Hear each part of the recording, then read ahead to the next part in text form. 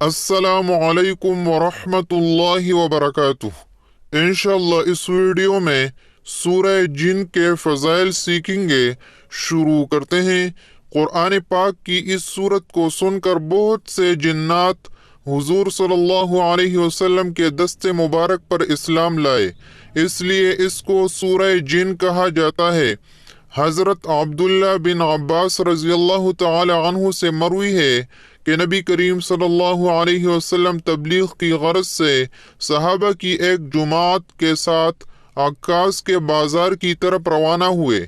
راستے میں مقام نخلہ میں حضور صلی اللہ علیہ وسلم نماز فجر ادا کر رہے تھے کہ جنات حاضر ہوئے اور کلام الہی سن کر اپنے ایمان لانے کا اعلان کر دیا۔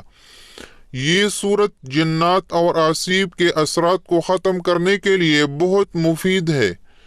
اس ویڈیو میں اتنا ہی۔ اللہ حافظ۔